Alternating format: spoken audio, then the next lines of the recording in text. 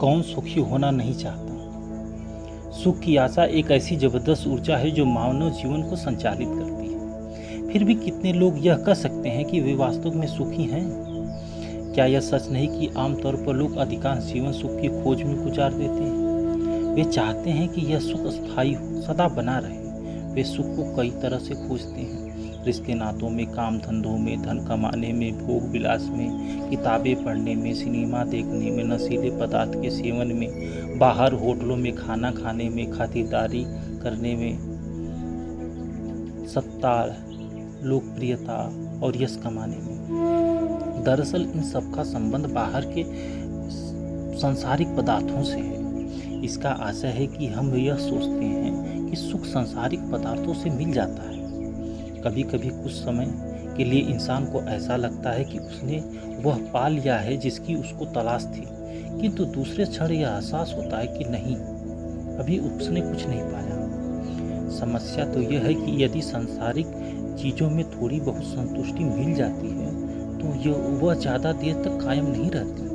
देर सवेर किसी और चीज़ की ज़रूरत महसूस होने लगती है और फिर उसे सुख का कोई नया संसाधन खोजना पड़ता है। जो मिल गया उससे मन ऊब जाता है और इंसान एक बार फिर एक कमी सी, एक निराशा सी महसूस करने लगता है। कुछ नया पाने के लिए एक बार फिर वह बाहर संसार में दौड़ भाग लगाता है। अगर एक नई गाड़ी खरीदकर हम खुश होते हैं तो साल भर में यह खुशी फीकी पड़ जाती है और गाड़ी एक पुराना मॉडल बनकर रह जाती है जो अब मन को इतना भी नहीं भाती। यही हाल रिश्ते, नातों, व्यापार, व्यवसाय, मनोरंजन आदि का है और हर वस्तु का है जो पैसे से खरीदी जा सकती है या जीवन को रोमांचित करती है। अब मन में यह सवाल उठ सकता है, क्या दुनिया में कोई ऐसा सुख है जो अस्थायी हो, अनंत हो?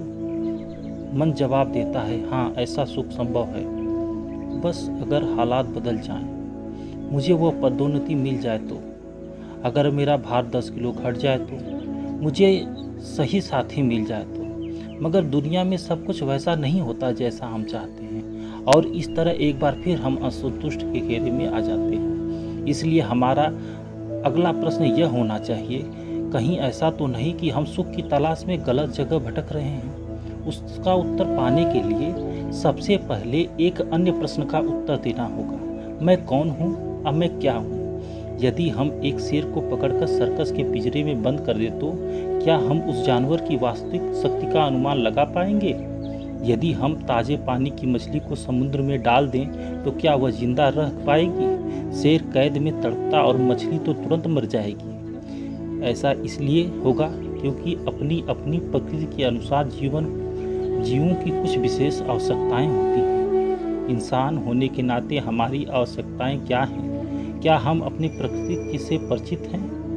कहीं ऐसा तो नहीं कि हम अपनी वास्तविक प्रकृति को पहचानने में भूल कर रहे हैं और शायद इसी के लिए हम अस्थायी सुख पाने में असमर्थ हैं। यदि हम इतना समझ लें कि हम कौन हैं और हमारी वास्तविकता क्या है तो हम जान जाएंगे कि हमें संतुष्टि कहाँ से मिलेगी।